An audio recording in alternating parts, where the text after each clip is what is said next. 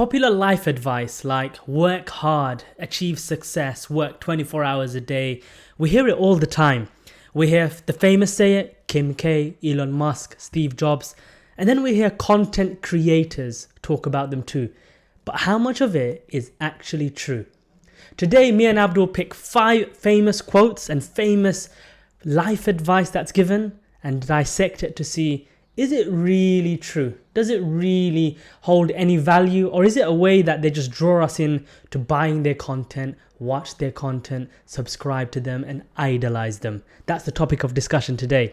So Abdul, the first one we're going to talk about is a piece of advice that I think my own parents gave me when I was young, would continue to give me, and it's something that's believed very commonly. But is it true? So, it's been said by Kim K, but to be honest, a lot of people have said it. Work hard and you will see the results. Is that true? So input basically equals output. Is that true? What's your opinion?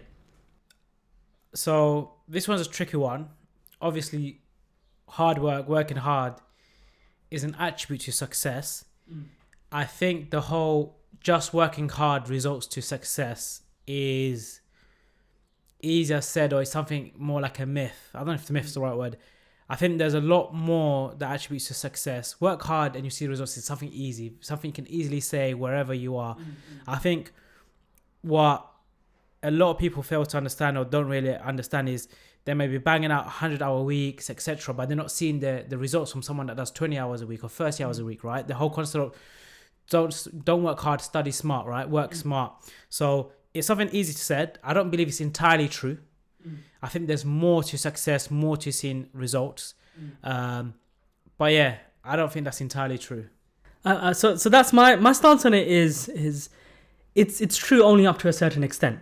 Yeah, it's part of the equation. It's part of the equation. So let's talk a little bit about that. So I personally believe though that you can work extremely hard to get only a portion of the success, right? Because for example, one thing, let's make it relatable to the circumstances and the roles we occupy, right? So let's talk about medical student. I remember playing football once as medical student. Remember at the GDS pitches, right?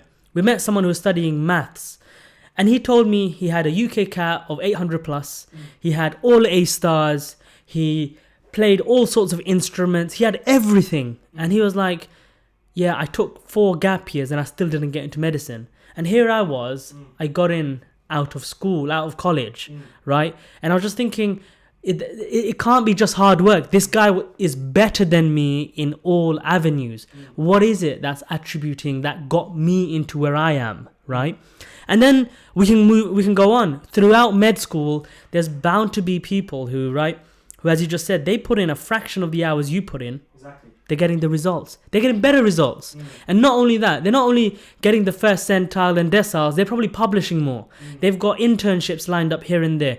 What is it? What is it that is in addition to hard work that equals success? What is it that we have to think about here? So I think, if you look at kind of the formulas, or if you look at everyone's story in terms of success, it's hard work, no doubt, plays a big factor, but then it's other things like your unfair advantages, leveraging that, and luck. You know, the whole serendipity, being in the right place, right time, right? And I think a combination of that is what attributes to success. A combination of that is what actually yields results. I think for a saying, it's just easier and catchy to say, yeah, work hard, graft hard, you'll see it. I think Elon Musk says, you know, if your competitors working 40 hours a week, you should work 80 hours a week because you can get more done, right? So I think the formula for success, you can read it, it's always something to do with luck, unfair advantages, and working hard. So on the topic of talking about a little bit of society now in general, right? It's not, is it a merit? How do you pronounce the word? Meritocracy? Yeah. Meritocracy, or however you say it. Basically, you're not given what you deserve based on what you put in. Yeah, right? 100%. Like, it's important, for example, who you know. I used to think it was always what you know, right? The degrees, the number of letters you have after your name. But let's be honest, if you look behind the scenes of the people who've got certain job roles, certain, and they occupy certain roles, right? There is an element of, did they know someone there? Did they have a helping hand? Did they have a certain unfair advantage? Why don't you go through the unfair advantages that people can look at capitalizing on? So the unfair advantage is a combination of things or one or two things. And I think you can use the Miles framework. So it's essentially the first unfair advantage you may have is money. You may be someone that comes from money. So let's say individuals like me and you, we might need to hold down a full-time job before going into the world of entrepreneurship or side hustles. We need to worry about money, putting food on the table, paying rent. Second one is your intelligence. How smart are you? Are you street smart? Can you hustle? Then it's stuff like location, and I think they put luck together. So we know that certain places in the UK are a hub for innovation and funding compared to like Silicon Valley in America, right? Or New York. Where did Airbnb start? It started in New York, right? That was the best place for them to start, location. Then it's your education. We know the way the world is, unless you got certain letters before or after your name, people aren't going to take you seriously. It allows you to lend people's ears to you, right? And then S, I don't know what S is, probably something to do with status, like who are you? What power do you yield? So each one of us have something there. It might not be money, it might not be wealth, it might not be location, it might not be intelligence, it might be education. So the key to success is identifying that and leveraging it, doubling down on it. Mm-hmm. So like you said in one of the previous episodes is, you didn't come from money, you didn't come from status, you didn't, have all of these incredible things or like a setup from your parents, but you did have the intelligence and the education to go toe-to-toe with anyone else. Mm-hmm. So that was your unfair advantage, and what did you doubled down on that and got yourself into a top spot. So I think the unfair advantage is something we need to leverage, identify, and then when you combine that with work, like working hard, grafting, with a bit of luck, being at the right place, right time, no doubt you'll be successful. So on the topic of luck now, right? So there's random luck, right? You can say, oh, I just got lucky. And a lot of people I see on different podcasts, on our podcast, they say, yeah, I was just lucky. Mm-hmm. But if you really sort of strip it back to the bare bones of it all, right? I don't think it's luck. I don't think you just sit here and you just say, hopefully I'll get that stroke of luck. If you look at these founders, these entrepreneurs, these academics, these professors in their great discoveries or whatever it is, there is something there that they did that the stroke of luck was almost inevitable. Talking to our viewers now, how can they increase the chance of getting lucky? Yeah. So I think there's that, I can't remember what it is. It's like, luck is just luck, right?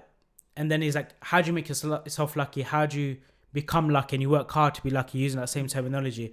So it's lending yourself to opportunities, right? So lots of things, let's say a business opportunity, or let's say you had, a nice relationship with your with your colleagues at work, with your consultant surgeon.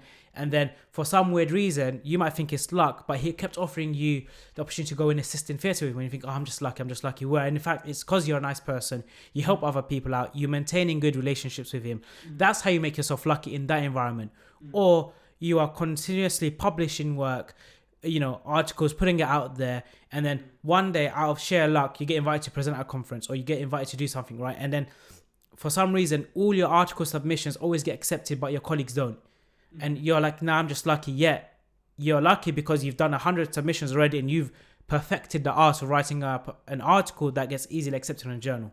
So I think that's how you build your own luck. That's how you get your own luck. I don't know if that makes sense to you. No, so I completely agree with that too. So yeah, I agree. Luck, you create an element of that luck. It's that. So there's that saying, isn't it? The Dr. Sahib say that, where he talked about increase your surface area so luck can hit you. Exactly. So one example is, for example, us putting out YouTube content, or putting out the podcast, or someone else putting out Instagram posts.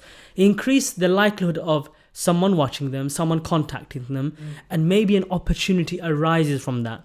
Right, so if you stay locked up in your bedroom and you're just writing away, what's the chance of someone knowing about you? Right, it's going to be the people in your household, the people that know that you live there, not the people on the internet. Right, so I think there is an element of increase your surface area so opportunities and luck can hit you. Just to talk about the element of, to provide the other aspect of the coin though, have we gone now to the other extreme though? So a lot of people are now sort of, it's hard to say. Are we becoming sort of, what do you call it? Almost like we're we feel like we deserve success from the get-go. No hard work put in. So if I speak to my mum and dad and everyone else, right, there's an element of hard work that goes into anything. Anything. If you want to be a plumber or a doctor or a surgeon or an entrepreneur or anything it is, there's a great deal of graft that goes in there. Are we becoming a bit of a generation that are a bit whiny and a bit like, I deserve success. Yeah, I got the letters. I got through med school. I deserve everything now. Are we I founded a company. I designed the logo. Yes, it's the most beautiful logo in the world. Users should be signing up to this. Are we becoming a bit like that though? Call it a snowflake generation. Yeah, so I think so. It's difficult because obviously, so the general consensus of what people tend to think is the people like our parents grafted more, put up with more crap to get to where they are now, and this new millennial generation feel more entitled. I think it's human nature to always think you're entitled or you deserve the best. I don't think it's specific to any era, right? I think as humans, by nature, we think, yeah, do you know what? I deserve to work in a certain hospital. I deserve to be number one in the country. It's human nature, right? You don't want to be like, yeah, I deserve to be second, or like, I deserve to be third, right? So, and the thing is, I think a lot, so social media is to blame to be in part, right? So we see a lot of stuff online. We think it's overnight success. We're like, yeah, he's done it. I'm doing the same thing. I deserve to be successful like him. But we don't see what happens behind the scenes. We don't have, it's the iceberg and you see the tip, right? Yeah. Like, you see someone that's been grafted for 10 years and you see them, they got acquired or they raised a lot of money or they, had a big important guest on the show, and you think, yeah, I got a podcast, I deserve to get those level of guests on the show, but you don't see the graph that went behind it, the cold email, the rejections. So I think it's a bit of human nature and social media. And so what's your view on when Molly May said, and it will create a massive hoo-ha, she said everyone's got 24 hours in the day, it's about what you do. What did you think of the reaction of the public on social media? So I think that was let's talk about what she really meant, because I think people took it out of context, right? So when she said everyone's got 24 hours in the day, she's not speaking to the whole world in one pool, right? I think people picked up on the fact that, all right, what about if let's say you're broke, you're from a working class family, you're having to balance 4 jobs just to put bread on the table, right? And so they were like, how the hell do we have 24 hours to start a multi-million-pound business? We don't. And that's the truth. That is the unfair nature of life. Some people don't have 24 hours a day. But I think what she meant it is in the same way of the inspirational figures across the world say it, in the same way, in the same tone that they say it in, it's the idea of you've got time, put the effort in, hopefully you get some sort of result. It's this quote, basically, she's saying work hard and you'll get the results. But what was your reaction to her? So when she said it, I knew where she was coming from, what she was trying to say in terms of we all have time, we can make time to do something extracurricular. But at the same time, the thing maybe where she went wrong or miscommunicated was we all have 24 hours in a day, that's true, but we don't have the same 24 hours in a day. So your 24 hours may be very different to my 24 hours, and my 24 hours may be different to the next 24 hours, right? So a lot of people may have 2 jobs, single parent, need to work, don't have any time at all to even rest, let alone work on a startup or business. So I get what she's trying to say, but the way she said it, obviously, it rubbed people up the wrong way. A lot of people up the wrong way, right? Because obviously she's white, she's female, she's not an ethnic minority, she's got these deals, things are easy for her, she's an influencer, right? I get the whole work hard, we all have time, etc. But let's be honest, we all don't have the same 24 hours. So we always want better. We always think the grass is greener. For us, it's like we want to be entrepreneurs or we want to socialize education, right? Whereas someone a few years behind us might be like, I just want to get into med school. And then when you get into med school, your whole thing is that I just want to get through finals and become a doctor, right? And then you become a doctor and then you're like, I want to be a registrar or I just want to be a consultant. So it's one of those things. I do think the whole working hard, there's lots of statements, everyone says it, everyone's copying and regurgitating what everyone else is saying. How much thought or stuff that is said nowadays is original? Very few things, right? Everyone's repurposing old content, isn't it? To circle back on the comment now, work hard and you will see the results. True or false? False to a certain degree. Yeah. I think if she said something like, no doubt Kim Kardashian is super, super successful, no one's taking that away from her.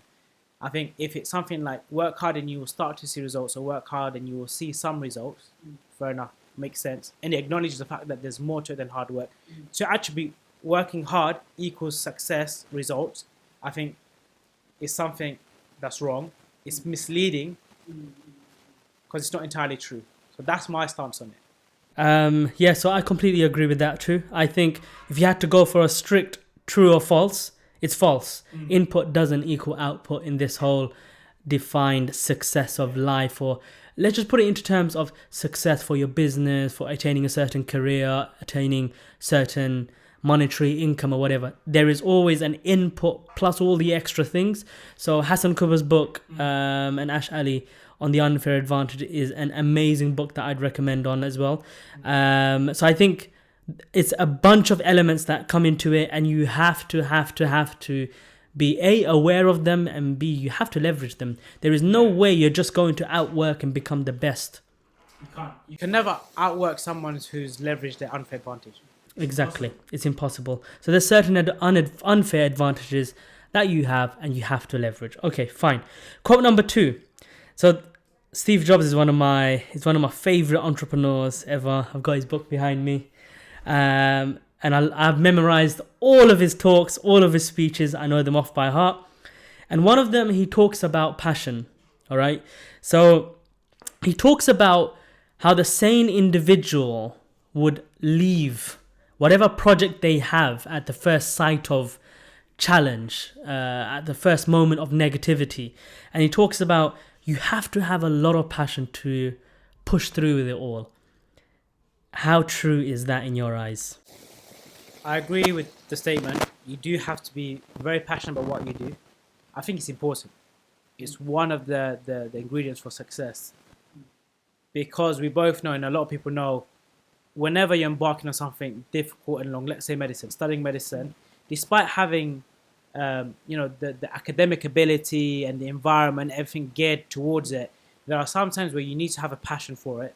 You need to kind of get through the difficult days, and I think your passion and your motivation is what helps you overcome it. Kind of knowing, okay, I want to be a doctor, I want to help people, I have a passion to help those in need, type of thing. What is passion though? So passion, for me, passion is something that gives you happiness, contentment. It's something that you don't need any sort of external motivation to go out and do. So reading.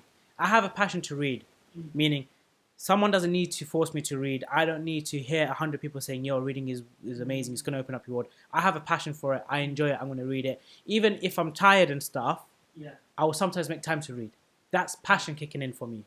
But let's bring it into context for what Steve Jobs is talking about, right? Where he's talking about careers, business, entrepreneurship, in these things. Can you be passionate about a database? Can you be a passionate person who's going to read a textbook? Can you be passionate about learning about atrial fibrillation? Some people are though.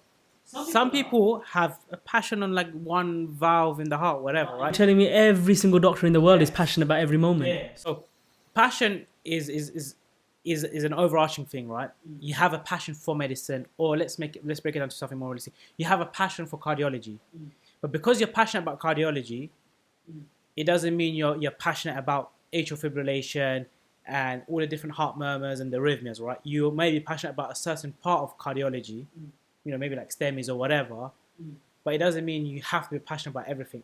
I think the point that I'm trying to get at is that, so passion doesn't mean enjoyment. Yeah. It does not mean enjoyment. Just because I might be a passionate entrepreneur doesn't mean I'm going to enjoy every single task because I'm passionate in the field, right? So you talking about passionate cardiologist, right? It doesn't mean your day-to-day as a cardiologist will always be, 10 out of 10, 5 out of 5. So I think what people are misinterpreting here is when they talk about passion is that they assume that going out to go find your passion means that going out to find enjoyment in every second, in every moment, in every task that you do. That doesn't exist. It doesn't exist as a content creator. It doesn't exist as an entrepreneur. It doesn't exist as a doctor. Yeah? I agree with that. I think passion and happiness and enjoyment are two separate things. You can't think your passion is something that gives you happiness, or like anything that you do passionate. There's a lot of things that people are passionate about, but it brings them pain. Yeah. Do you know what I mean? So like, passion and happiness are two separate things. I think if you start thinking passion equals happiness, or you going down a passion project or a passion career will give you happiness. It might not. There's a lot of specialties where people have a passion for it, but lo and behold, when they enter a training program, they realize the culture here is not for me. I don't enjoy it anymore, right? So passion should not be equated to happiness. That's for sure.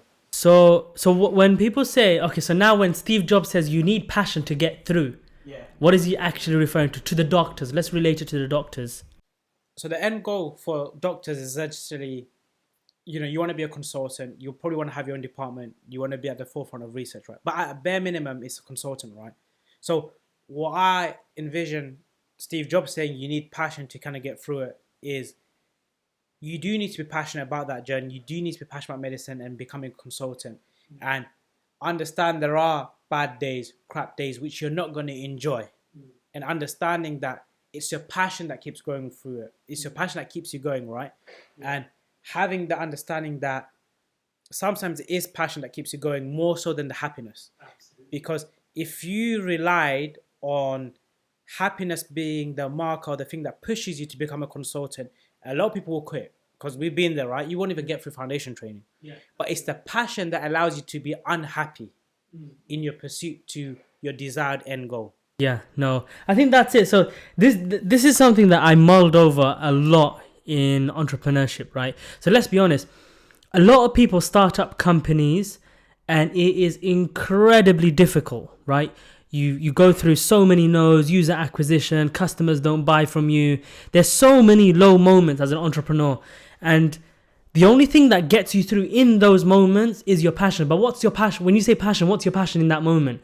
It's the long-term mission, the goal, the vision, what you're trying to do, what you're trying to introduce into the world, right? So for example, let's talk about a bit about Peerr, right? When we started out as the idea, the concept, don't forget this moment, right? Before we had all of the product, before we even had a designer, a developer, right? When we told people about the idea, they said, you're crazy. They said, you're crazy. Why would anyone do that? Why would anyone want to create content? Why would people contribute to this? Are they really interested in earning a passive income, right? But what it is that you're obsessed, you're passionate about what you want to innovate into the world. So you do that, you build the product, you put it out there. Suddenly you've got 1,000 users. Suddenly you've got 1,500 users. Suddenly you've got paying customers. Suddenly you've got people earning a lot of money from it, right? It changes. And I think you have to remember, that is not overnight success. That is still not success. How much more have we got to go to, right? So I think when Steve Jobs is talking about passion here is because whether you like it or not, whether you're a doctor, whether you're an engineer, whether you're a Google Cloud developer, whether you're an entrepreneur, a startup founder, whatever you are, there will be low moments.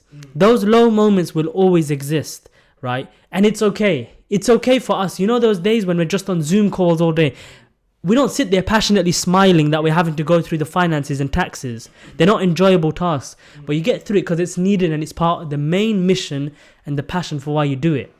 So circling back to that comment now of Steve Jobs' quote, so you have to have a lot of passion. If not, the sane person quits. Is it true though? The sane person quits. I agree. Why is that part true? So that part's very interesting when he talks about particularly in the field of entrepreneurship, when you're starting up something.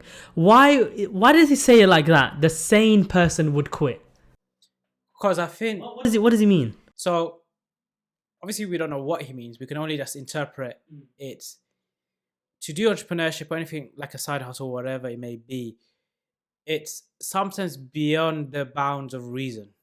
A lot of the stuff you do doesn't make sense. A lot of the stuff is just like, why on earth am I doing it? It doesn't make sense. And then suddenly something happens. I think any normal, rational person will always weigh up the risk versus benefits, the input versus output. Whereas in business and entrepreneurship, it's very skewed. It's very unrealistic. 90% of startups fail, right?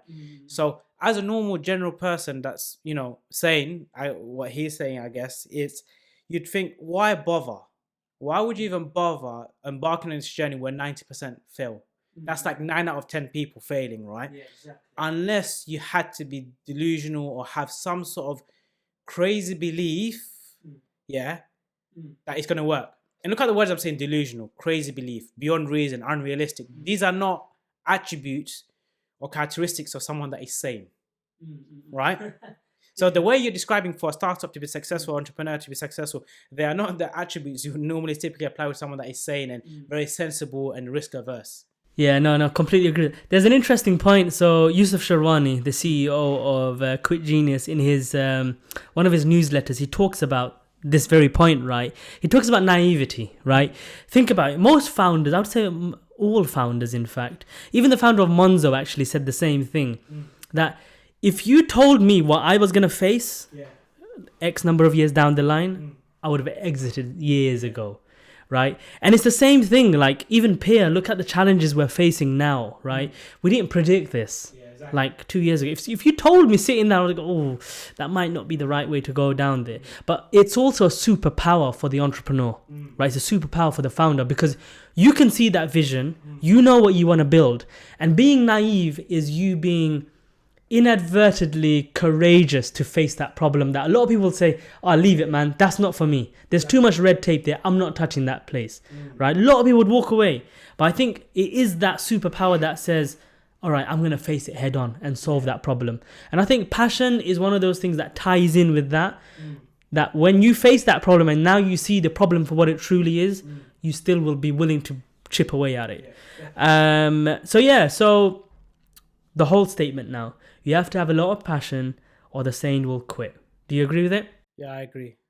I agree too. I think I'm not going to really go against that. I think it's important to find what you're passionate about. It's important whether you want to be a doctor, an engineer, or whatever you want to be. It's important that your passion is an element to why you're doing it. Again, all of these quotes, I'm finding that it's not the whole thing. It doesn't, one thing X doesn't equal Y.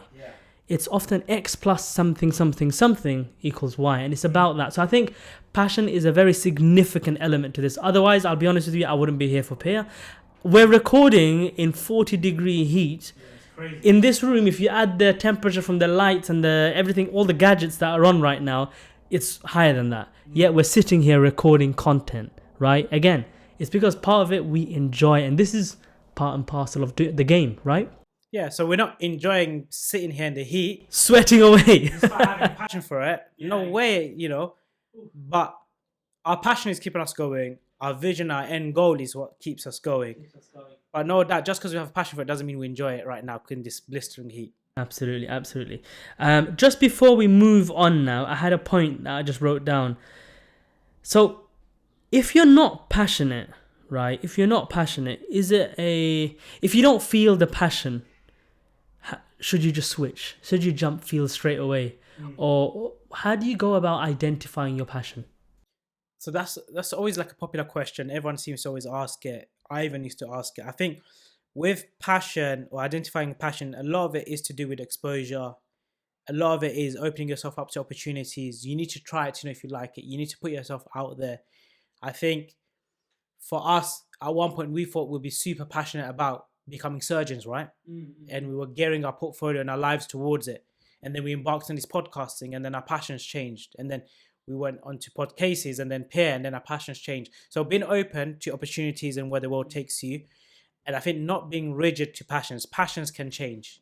I think that's a crucial bit of advice is that, one passion does not mean that's the passion for a lifetime, and you can have more than one passion as well. I think, passion changes. It can change overnight. I think being receptive to it, and I think Ali Abdal said it as well, don't be stuck on your passion. Just be, open to things, open to the journey. So never get caught up on passion. Absolutely. All right. So let's move on to the third quote that I've got on. So this is a common saying that anyone who has any bit of trouble, any challenge that they face, and a lot of people do say this. A lot of people just turn around and say, as life advice, unsolicited life advice, they say, you need thicker skin. Is it true though? Do we really need thick skin to be in the entrepreneurship game, the content creation game? Even in medicine, the NHS can be brutal at times. Do you need to have thick skin? Is it true? So what does thick skin refer to? What does it even mean? So it depends on how you interpret that, right? So if it's in the sense you need thick skin in the sense that you need to be resilient, then I agree with it fully, wholeheartedly. You do need to be resilient due to the sheer number of knockbacks you're going to get, even as a working junior doctor, entrepreneur, side hustles. That's a given, right? How do you develop that? So resilience is something that so to develop something like resilience is driven by exposure and experiences, right?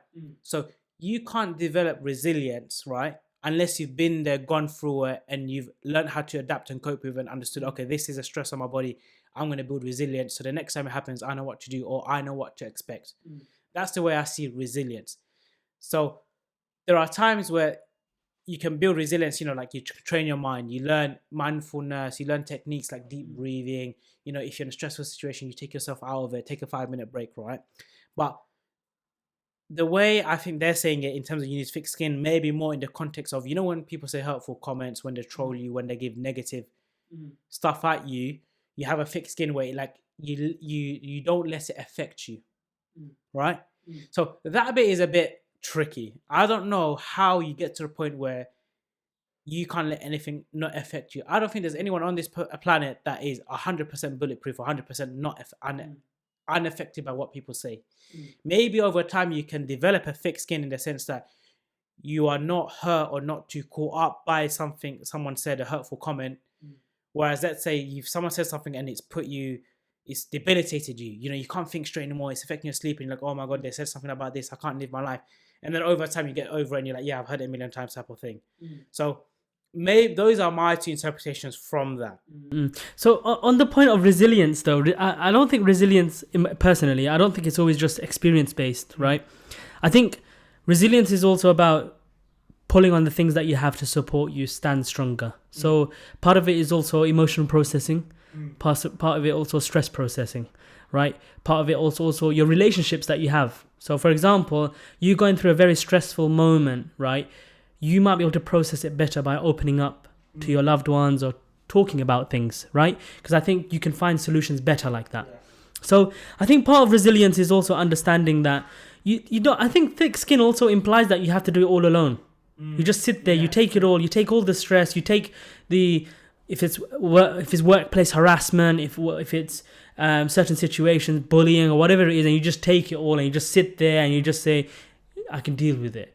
I don't think you need thick skin in a sense.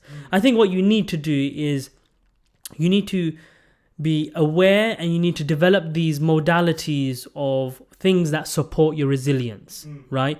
So people say, oh, you need to be resilient in the NHS, with the working schedule and thing. You know how we say, oh, F1s have to do all their time, right?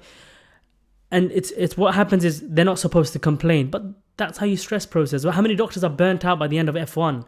They're on F2. I think telling, just get on with it, develop thick skin is how we're getting the result of so many doctors burnt out, leaving, not entering further training, and so on and so forth. Because we're saying, get on with it, develop thick skin.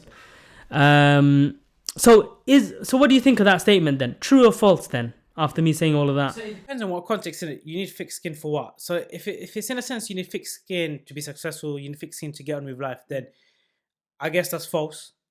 I think in there's more to be said. I think sometimes when you're vulnerable, you can be successful, you can achieve more. Sometimes you do need a big knockback to kind of come back stronger. And off the back of your point, which put things into more perspective in my head, and you're right, it's junior doctors need to be thick skin, less of a snowflake generation, and get on with it. And then I can see that's very detrimental. That's very, very bad for mental well-being and your own health. And then you're like, okay, do you know what? I don't agree with this statement. Whereas before, like 5-10 minutes ago, the way I saw it was very different. But then when you put it into context, when you're saying to people, I just get a thicker skin, or you need to get over it, then you're like, okay, cool. Now I see the damage that comes with thinking like this. Exactly. Now just playing the devil's advocate now, though, we come to criticism and feedback. There's a difference between the two, right? Criticism is very negative. It's pretty much just saying you're rubbish at this, right? Feedback is you did this wrong. Maybe if you did it like this, that, and the other, you'd get result X, Y, and Z, right? Do we find that as a generation, us as a generation, I'm saying, are we now very resistant to accepting feedback? Do we see feedback as always criticism? What's happening there? So maybe not feedback. Maybe I agree with the criticism thing. I think no one likes to hear criticism, especially if you think it's malicious, which may not be the case. And I think what's happened more recently, it seems feedback has become a synonym for criticism, right? So back in the days, maybe feedback was like, these are the things you did good, these are the things you did bad, these are the things you need to work on. But by the nature we are now, when we think of feedback, we always automatically think, okay, I'm now going to get criticized. I'm now going to find out the things I did wrong. And I think as society, we don't do feedback properly. We don't give good feedback, right? It's not a thing anymore. Anytime feedback is brought into the equation, it's something like, I did something wrong, or this is something I need to improve on. So I do get why people are reluctant to receive feedback, because they do see it as criticism. And I've been there, right? Sometimes you do get criticized and you're like, allow it. Like, I don't want to hear this type of thing. And we're not just open to hearing it. But I do think it's important. Yeah. So no, speaking to just our viewers and everyone that's listening in now, I think it's very important for the way we give feedback. I think we need to remember this is another person we're speaking to, and there's a way of giving feedback where you can destroy their confidence. You can destroy a person and say, I'm giving feedback, right? So I think what's important is that we train ourselves that sometimes we actually do want the best for the other person, right? So say, for example, in the workplace, you see someone struggling with, let's say, cannulation. It can be a difficult skill for some, right? And you want to give some feedback because you genuinely care about the person. You want them to just be able to find this task a lot easier, right? So I think we need to understand how we ourselves are giving that feedback to build that person up. Don't be someone that just says, you're doing it all wrong. Be someone who says, I've got a couple of tips that always work for me. Should I show you? Should I tell you about them? And then you find that you can work together. So I think just a tip for people who are now going to give feedback, a lot of seniors will start giving feedback to their juniors because they're that one step ahead now. Just think about how you do it. Build the confidence and don't just look to just destroy them. You might mean well, but you'll do more harm than good. So on the context of thick skin, I think I don't think we don't need to have thick skin at all. I think what we need to have is, we just need to be we need to be open to be vulnerable. We need to be accepting of feedback, right? And I think sometimes we just need to pull on the things that make us resilient when we come into stressful situations. Some things you can't help with, I do understand that. But some things we can develop a bit of strength, to face it head on, and sometimes to just deal with it, nip it in the bud. Sometimes you can deal with things straight up rather than just sitting there and taking the hits, I guess. So that's my opinion on that. All right, so the next quote is, so Elon Musk says this: if something is important enough, even if the odds are against you, you should still do it. Now that sounds absurd to the person who's listening to this. It sounds absurd to me. If the odds are against you, you should do it. But then I thought about it a little bit deeper, and I thought, hold on a minute, there's a lot of things that I'm doing and the odds are against me. I can stack all the odds in my favor and have a pretty easy, I'd say, medical career. I can do the exams, I can get through the training application, my career for the next 10, 15 years is set out by HEE. Why should anyone listen to that piece of advice that if they want to do something, even if the odds are against them, that they should still do it? What's he talking about? So I think, he's obviously an entrepreneur through and through, problem solver. And I love the stuff he says in the context is he finds a big problem, right? Climate change, electric cars, whatever it may be, Mars, right? And it's a solution to what he has. And I think for him, or in the context I see it as, is if you are working on something so big, so important, a solution so important for mankind, which is his thing, right? Despite the odds, despite it going against you, you shouldn't quit. Because it's that what if. Because no one can ever say you are guaranteed to fail, or you are 100% going to fail. And as entrepreneurs, you just need that 0.1% of it working, and that is enough. That goes back to the question of, is that someone sane thinking like that?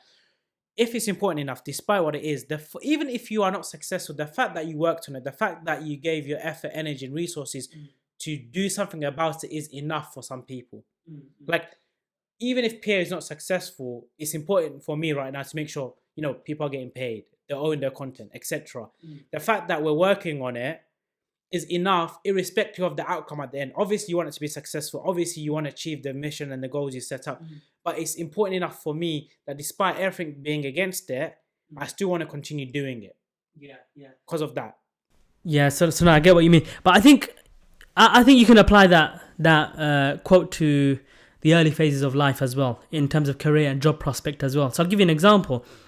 Some of our viewers might be very junior. They might be school students, right? When I was a school student, the odds were against me. The odds were against you as well. You could, if you told us teacher you want to be a doctor, you sure about that?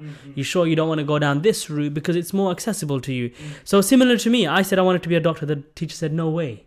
Right? The odds are completely against you. You come from a state school, you've got no extra funding for any sort of extra training or courses. You can't afford instrument lessons, which a lot of other students will have.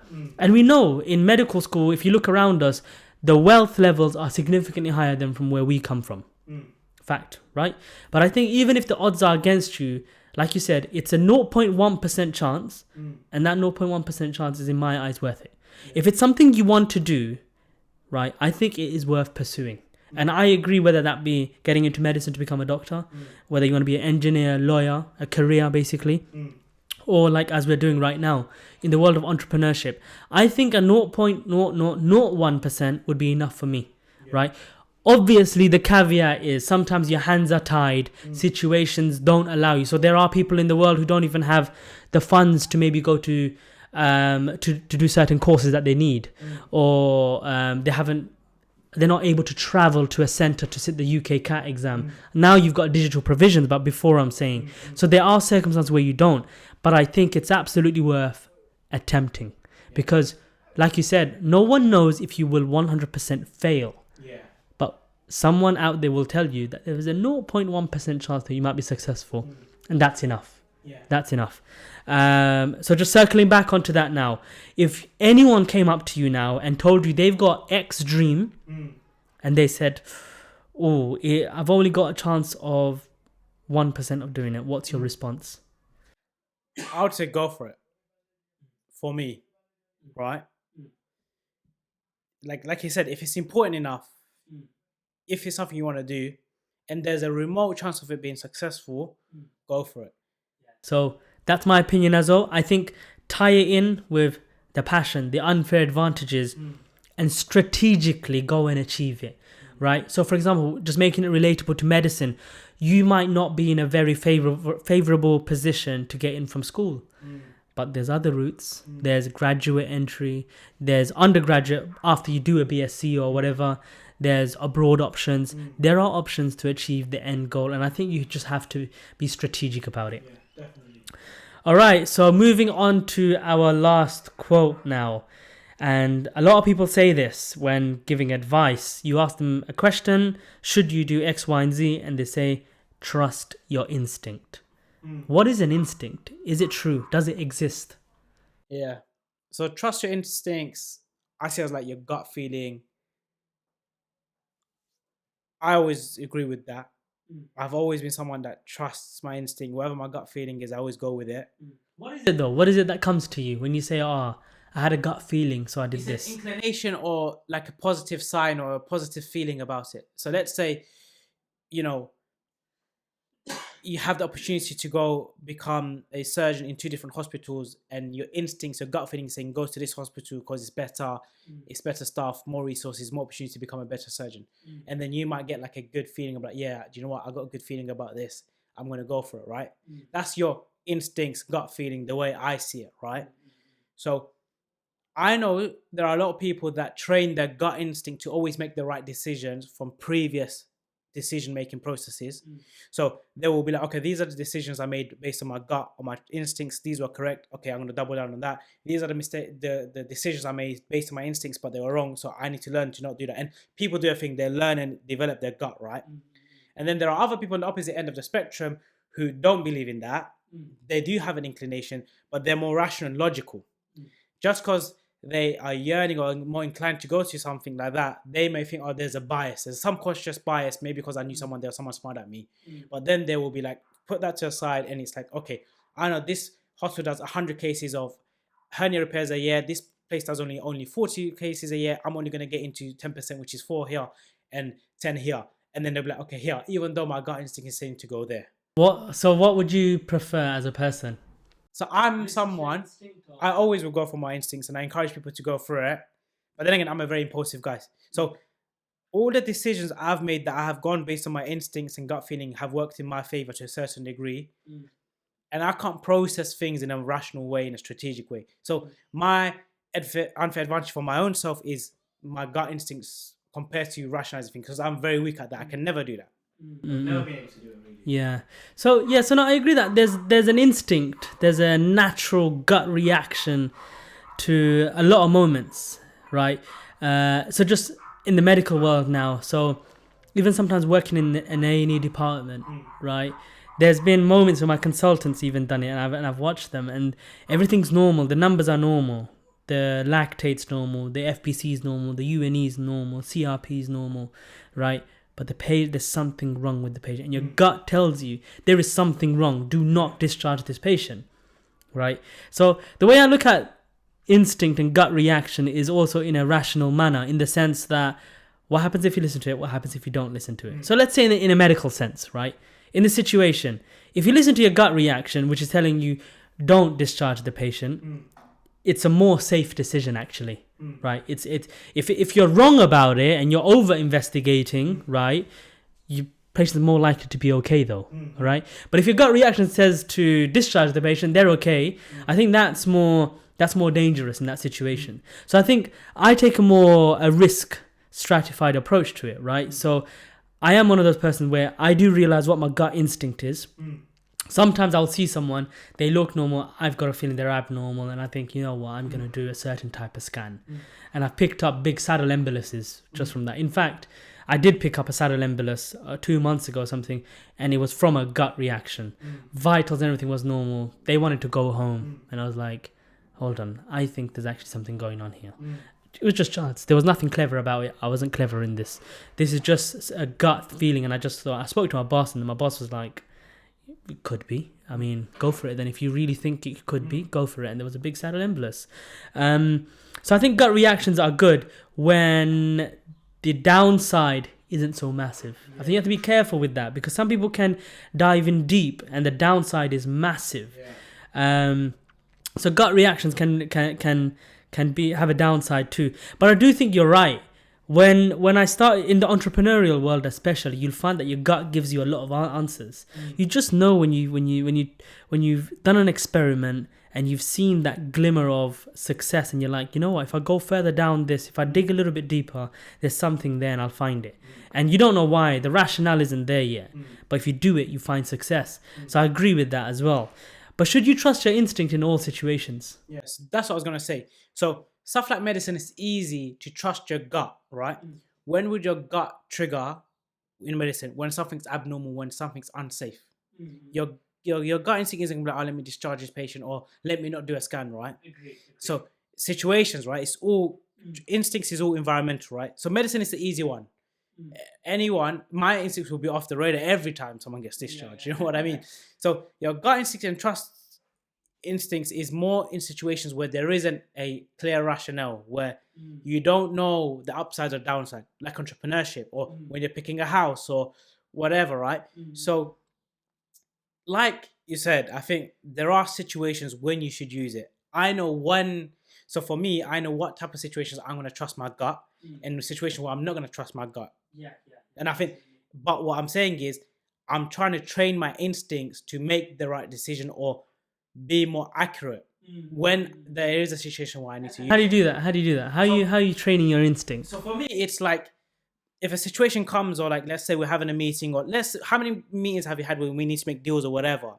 And I'll be like, okay, what is my gut saying? Why am I feeling like this?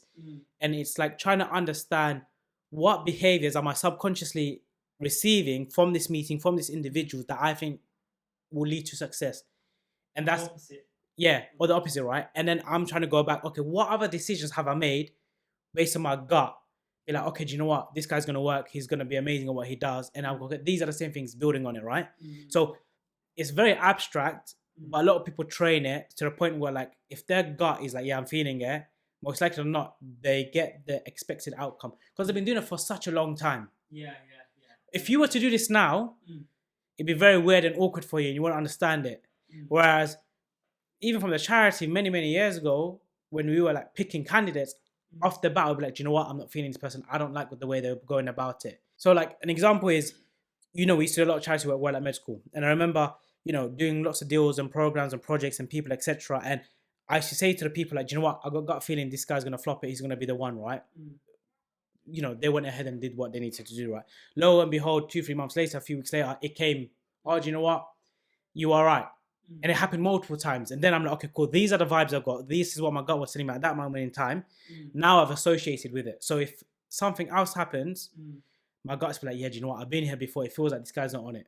Yeah, it's a bit of a shortcut. It's a bit of a shortcut, isn't it? It's like quickly processing if you need to make the signs. Impulsive, rapid decision, like that gut fit, your one in hospital, let's say, it's like, do I do a scan or not, right? Sometimes you don't have the time and bandwidth to process and you're like, do you know what? I'm going to do the scan or whatever, right? So I think it's important. I do believe you can harness it. A lot of people do, but there's a time and place for it. Agree. Absolutely agree. So just circling back now, do you trust your gut instinct? I think, as you said, there's a time and place for it. There's a situation for it. And I think you can apply a degree of rationality to your gut feeling, right? Where the upside is massive and maybe the negative sides are nothing almost. So I think you should listen to your gut. Do you agree people should listen to their gut when it tells them do this or do that? Yeah. I think in the decision-making process, let it have its say. Let it have its say, exactly. I wouldn't trust it 100% entirely because it is a gut instinct, a gut feeling, and it's let you down many times, right? Yeah. So I would say let it have its space at the table, let it be engaged in that decision process. I think it's the most sensible way of going about it. Absolutely. So essentially, your gut should have a voice at the table. Yeah. So there we have it. We've discussed 5 major life quotes. We've dissected it. A lot of the answers are still grey. That's the honest truth of it. And I think that's the beauty of life. A lot of things are grey, and that's the fun of it all. If you've got any famous life quotes, drop them in the comments below. And otherwise, we'll see you next week.